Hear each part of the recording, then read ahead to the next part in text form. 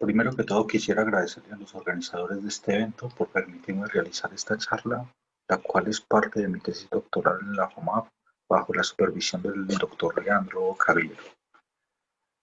Diremos que G es una álgebra de Lie de dimensión finita sobre los números complejos y denotaremos por R el radical soluble de la álgebra de Lie. Como es bien conocido, un módulo B es irreducible si B es distinto de cero y este solamente posee dos submódulos que son cero y el mismo B. Y se dice indescomponible si este no se puede ver como sumando directo de dos submódulos no nulos, de dos módulos no nulos. En general, irreducibilidad implica indescomponibilidad, pero el recíproco no se tiene. Cuando el álgebra de Lie es semisimple, entonces el teorema de Weil nos garantiza entonces que irreducibilidad es equivalente a indescomponibilidad y cuando el álgebra de Lie es simple, entonces los G-módulos irreducibles son clasificados por los pesos dominantes del álgebra. Por ejemplo, si nosotros tenemos el álgebra de Lie SL2, entonces los módulos irreducibles de dimensión finita están parametrizados por los números enteros no negativos, los cuales los vamos a denotar por Bn, donde n representa el peso máximo del SL2 módulo Bn. Pero cuando el álgebra de Lie no es semisimple, es decir, cuando el radical es distinto de cero, entonces el problema de clasificación de SL2 módulos indescomponibles de dimensión finita está muy lejos de ser entendido, pero esto no evita estudiar ciertas clases de módulos indescomponibles especiales, como lo son los módulos uniseriales, que son aquellos módulos que solamente poseen una serie de composición. En el 2013, Cagliero y Sedgman clasificaron los módulos uniseriales sobre la familia de álgebras de Lie con descomposición de Levi SL2 suma semidirecta con Bm, donde Bm es el radical de esta álgebra de Lie, y en el 2016, Cagliero, Gutiérrez y Sedgman clasificaron los módulos uniseriales para las álgebras de Lie SL2 suma semidirecta con una álgebra de Heisenberg. Una familia más grande de módulos indescomponibles que contiene a los módulos uniseriales son los módulos cíclicos perfectos, y Piar en el 86 clasificó los módulos cíclicos perfectos para el álgebra de Lie SL2 suma semidirecta con B1. Y Casati en el 2017 generaliza los resultados de Piar para, para las álgebras de Lie SLN más 1 suma semidirecta con C a la n más 1. En el caso de las álgebras del SL2 suma semidirecta con BM, donde M es más grande que 1, no se conoce la, la clasificación de los módulos cíclicos perfectos. Entonces, una pregunta que surge es cómo podemos encontrar nuevos módulos indescomponibles sabiendo la clasificación de los módulos uniseriales o la clasificación ya para cierta familia de o cierta clase de módulos indescomponibles.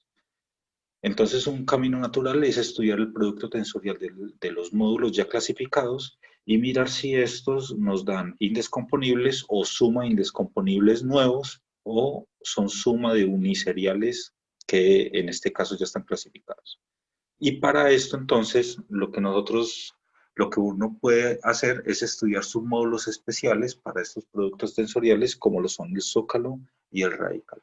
Entonces nosotros estamos interesados en trabajar en la familia de módulos uniseriales sobre las álgebras del ISL2 suma semidirecta con BM y mirar entonces cómo es el zócalo de estos productos tensoriales. Recordemos entonces que el zócalo de un módulo es el submódulo maximal semisimple que está contenido en el módulo cuando el álgebra de Lie es semisimple, es decir, cuando el radical es igual a cero, entonces el zócalo coincide con el módulo. Pero en general, cuando G no es semisimple, entonces el zócalo va a ser un submódulo de B. Y nosotros lo vamos a denotar por soc de B, donde aparece con S por sus siglas en inglés. Esto permite entonces hablar de la serie del zócalo de un módulo, la cual va a ser una sucesión creciente de submódulos de B, que está definida por recurrencia, de tal forma de que el zócalo I partido del zócalo I menos 1 va a ser igual al zócalo de B partido del zócalo I menos 1, y estos factores que aparecen acá los vamos a denominar factores de zócalo. Algunas propiedades que tiene el zócalo es que cualquier submódulo irreducible de B va a estar contenido en el zócalo de B. Otra propiedad es que si nosotros tenemos cualquier submódulo no nulo de B, entonces este siempre va a intersectar al zócalo de B. Como nosotros estamos interesados entonces en el producto tensorial de los módulos uniseriales, damos la definición de lo que es un módulo uniserial, que es que el conjunto de todos los submódulos de B esté totalmente ordenado. Es decir, si nosotros tenemos dos submódulos B1 y B2 contenidos en un módulo B, entonces B1 está contenido en B2 o B2 está contenido en B1. Esto es equivalente, o sea, que B sea uniserial es equivalente a lo que habíamos dicho de que B solamente posea una serie de composición, lo que también es equivalente a que la serie del zócalo sea una serie de composición, y lo que es equivalente también a que la serie del radical sea una serie de composición. Ahora, nosotros estamos interesados en el producto tensorial de los módulos uniseriales sobre el álgebra de Lie SL2 suma semidirecta con B. Esta álgebra de Lie que nosotros estamos estudiando la vamos siempre a tratar sobre la base estándar de SL2 que es HFIE, la base de BM que es un SL2 módulo donde va a tener base E0 hasta M, donde E0 es el vector de peso máximo M, y cada uno de los E sub I es generado por E sub 0, y la unión de estas dos bases nos va a dar una base para el álgebra del IG, que cumple con las siguientes relaciones sobre el corchete. Estas relaciones que aparecen acá sobre el álgebra del I sobre esta base, nos garantiza entonces que esta álgebra del I es una álgebra del I perfecta. Es decir, que el radical, que en este caso es BM, corcheteado con el álgebra, nos va a dar justamente el BM. Resulta que estas álgebras de Lie perfecta cumplen una propiedad bastante importante sobre los G-módulos irreducibles, y es que si nosotros consideramos una álgebra de Lie perfecta con radical soluble de R, cualquier álgebra de Lie perfecta, y consideramos un G-módulo irreducible, entonces el radical siempre va a actuar trivialmente sobre este módulo irreducible. En particular, si nosotros tenemos un módulo B y miramos el zócalo, el radical siempre va a actuar de forma trivial sobre el zócalo de cualquier módulo. Con esto entonces damos el teorema de clasificación que dieron Cagliero y Seisman en el 2013, donde lo que aparece acá son los factores de zócalo de los módulos uniseriales que se pueden construir para esta familia de álgebras de Lie, que son de esta forma. Nosotros entonces trabajamos con este teorema con los que aparecen acá en rojo. Ahora, ¿qué significa estos que aparecen en rojo? Nosotros vamos a denotar por Z de AL a los módulos uniseriales que tienen factores de zócalo BDA hasta BDA más LE. Que si nosotros vemos este módulo, este G módulo como SL2 módulo, entonces va a ser la suma directa de todos los factores de zócalo que aparecen ahí. Lo otro que va a cumplir es que si miramos el zócalo I más 1 de este Z de AL, entonces visto como SL2 módulo, también como G módulo va a ser entonces la suma directa desde BDA hasta BDA más IM, o sea que va creciendo de esta forma. Pero ¿cómo actúa el radical BM sobre cada uno de estos factores de zócalo?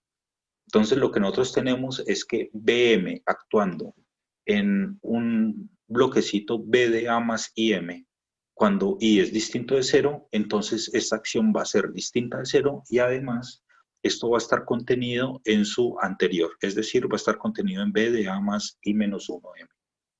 Y BDM, que es el radical actuando en BDA, es igual a 0, ya que BDA es el zócalo de Z de AL.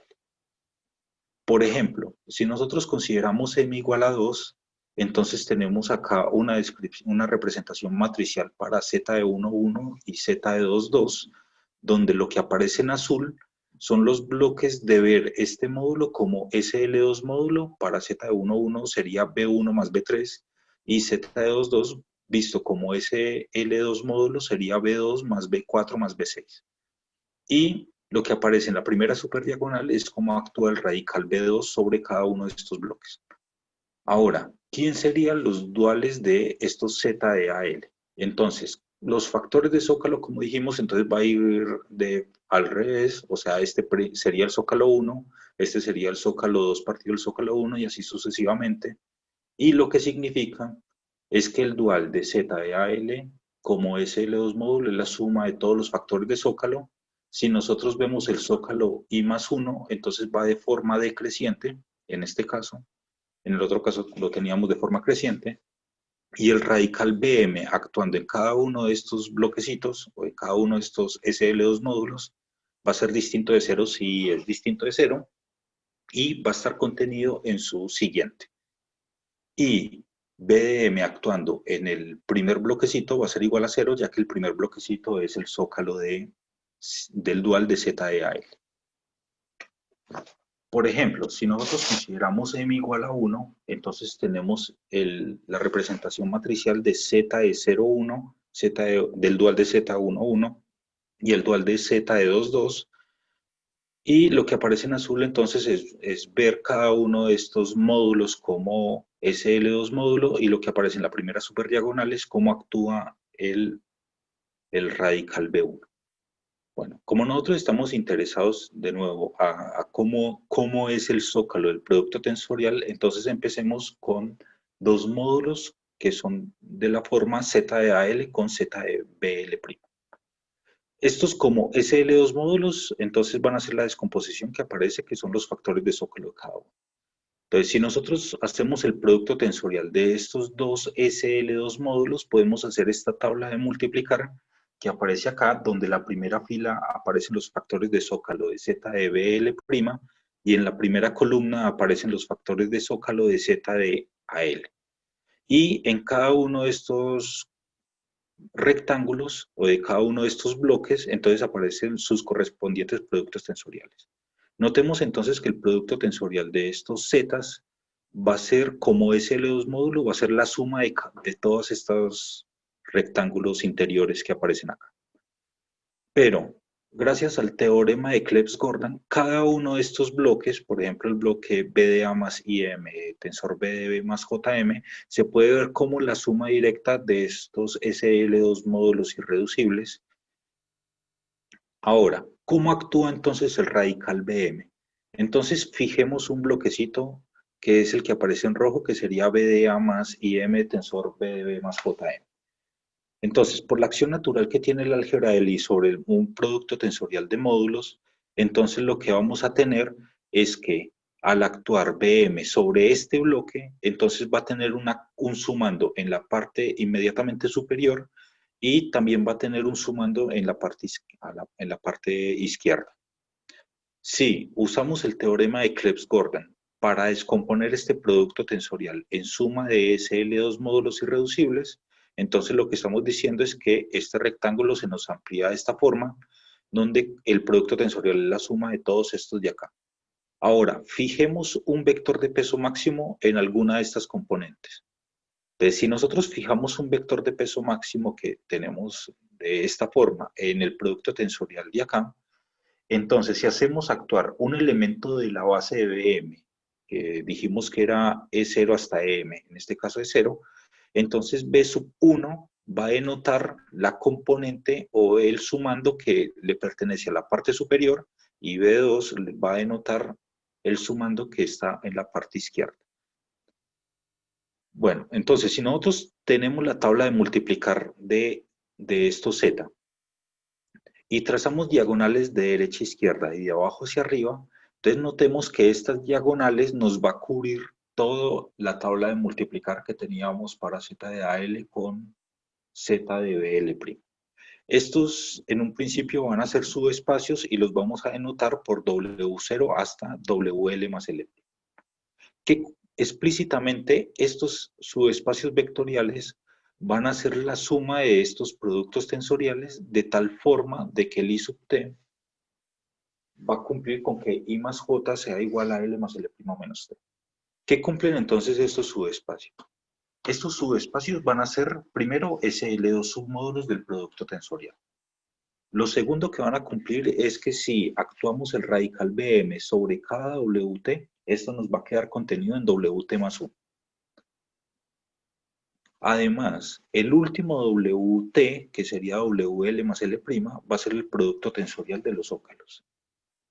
Y por último, entonces, como dijimos, Z de ALT sobre Z de BL' se puede ver como la suma de estos subespacios vectoriales, pero esto nos va a dar entonces una graduación para este producto tensorial. Ahora, como nosotros de nuevo estamos interesados en cuál es el zócalo del producto tensorial de estos Z, entonces recordamos lo que habíamos dicho, es que si G es una álgebra Lie perfecta, entonces R actúa trivialmente sobre los módulos irreducibles y en particular actúa trivialmente sobre el zócalo. Entonces lo primero que nosotros nos podemos preguntar es, si tenemos un vector de peso máximo B, un vector B de peso máximo mu, en alguna componente de la graduación del producto tensorial de los Z, ¿cómo debe ser B de tal forma de que el radical BM actúe trivialmente sobre este B? Entonces, lo primero que mostramos es que sí o sí el T que aparece ahí o la componente tiene que ser mayor que L y L'. Y lo que mostramos entonces también es que mu tiene que ser de esta forma.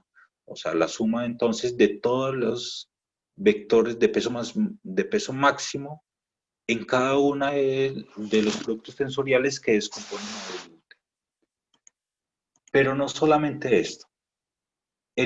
Este B tiene que ser un múltiplo escalar de esta suma alternada, donde cada uno de estos vectores es el peso máximo más grande que aparece en los productos tensoriales o en la descomposición de los productos tensoriales en WT.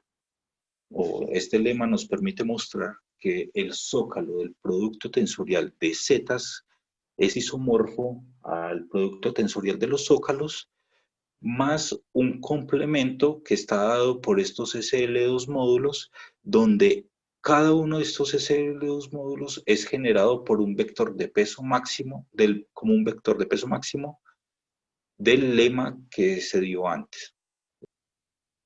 Por ejemplo, si nosotros consideramos Z de 0,1 y producto tensorial con Z de 1,1, entonces este bloque de acá, o este sumando de acá, nos va a dar W0.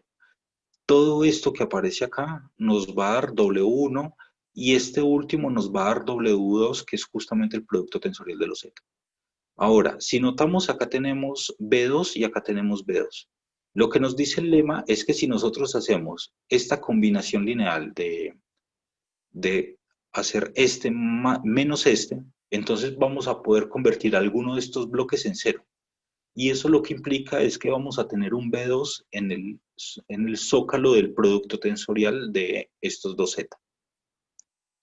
Ahora, consideremos ahora dos Z duales, o sea, consideremos el dual de Z de AL y el dual de Z de BL'. Siguiendo las mismas ideas, nosotros hacemos la tabla de multiplicar, solamente que en este caso la primera fila va a ir de forma descendente con los factores de zócalo del dual de Z de BL', y en la primera columna vamos a tener los factores de zócalo del dual de Z de AL. Y por lo tanto, este producto tensorial de estos dos módulos uniseriales está dada por la suma de todos los rectángulos interiores. Si hacemos la misma idea de trazar diagonales de abajo hacia arriba y de derecha a izquierda, entonces vamos a poder darle una graduación a este producto tensorial. Y explícitamente estos subespacios los vamos a denotar por WT estrella, pero entendamos este estrella no como el dual, sino como una notación, si voy a hablar como si fuera una prima. ¿Qué cumplen estos WT'? WT' va a ser un SL2 submódulo del producto tensorial de los Z duales. BM actuando en WT' va a estar contenido en WT más 1'. El último WT' va a ser el producto tensorial de los zócalos y por lo tanto el producto tensorial de los duales, de los Z duales, va a ser igual a la suma de esto y nos da una graduación. La relación que hay entre WT' y los duales de WT definidos para el producto tensorial de los Z está en esta igualdad. WT' es igual al dual de WL más L' menos T, para todo T que está entre 0 y L más L'. Entonces nos volvemos a hacer la misma pregunta. Si nosotros tenemos un vector de peso máximo en alguna componente de la graduación del producto tensorial de los z, entonces ¿cómo tiene que ser el peso de este vector de peso máximo de tal para que el radical BM actúe trivialmente? Resulta que en este caso, la única forma de que BM actúe trivialmente es que B esté contenido o pertenezca al producto tensorial de los zócalos. Es bastante diferente a lo que se tiene para el producto tensorial de los Z. Esto nos permite entonces mostrar de una forma sencilla, es que el zócalo del producto tensorial de dos Z duales es isomorfo al producto tensorial de los zócalos. Por ejemplo, si nosotros consideramos Z de 0,1 dual, producto tensorial con Z de 1,1 dual, entonces acá vamos a tener esto que aparece acá, vamos a tener y acá va a ser W0, todo esto va a ser W1 y todo esto va a ser W2, que va a ser el producto tensorial de los zócalos. Y nosotros miramos acá que aparece un B2 y un B2. Si nosotros quisiéramos hacer una combinación lineal como hicimos antes, lo que quisiéramos es que estos bloques de acá, alguno de estos bloques, todo se convierta en cero. Pero si notamos, para convertir este bloque en cero, deberíamos de restarle este bloque, pero el bloque de abajo no se va a anular. Y viceversa, si nosotros quisiéramos convertir este en cero, le sumamos este, pero el bloque de arriba no se va a anular. Por lo tanto, no va a haber una componente B2 en el zócalo del producto tensorial de los Z duales. Ahora miremos entonces lo que pasa con un módulo uniserial de la forma Z de AL con un módulo uniserial de la forma que sea el dual de Z de BL'.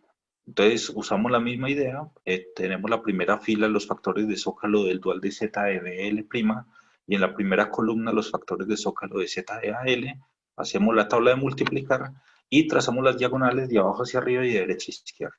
Con esto entonces podemos definir estos subespacios o sub-T que van a cumplir las mismas propiedades que cumplían WT' y WT, que son SL2 submódulos, BM actuando en un sub-T va a estar contenido en un sub-T más 1, el último U sub-T va a ser el producto tensorial de los zócalos y por lo tanto tenemos una graduación para el producto tensorial de Z con Z dual. Y nos preguntamos lo mismo para este lema. Si nosotros tenemos un vector de peso máximo en una componente de la graduación y cómo debe ser este vector de peso máximo de tal forma de que el radical BM actúe trivialmente sobre este vector de peso máximo. Entonces, lo primero que mostramos es que este T tiene que ser más grande que L más L', igual que el primer lema que habíamos demostrado para el producto tensorial de los Z. Lo segundo que tenemos es que si A es más grande que B más T menos LM, entonces B sí o sí tiene que pertenecer al producto tensorial de los zócalos.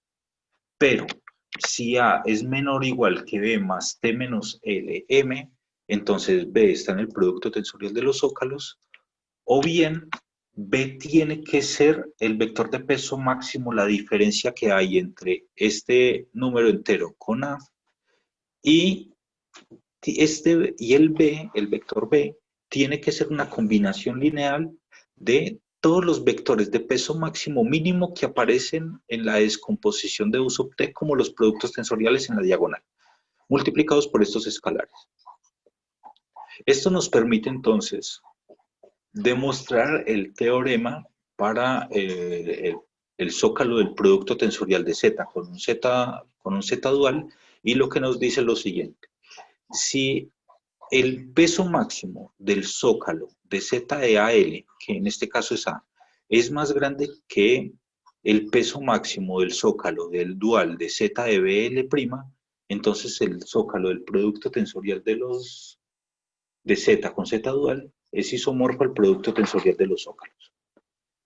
Pero si A es menor o igual que B más L', o sea, se tiene el caso contrario, entonces el zócalo del producto tensorial de Z con Z dual es isomorfo al producto tensorial de los zócalos más este complemento, donde estos SL2 módulos van a estar generados por los vectores de peso máximo que tenemos antes.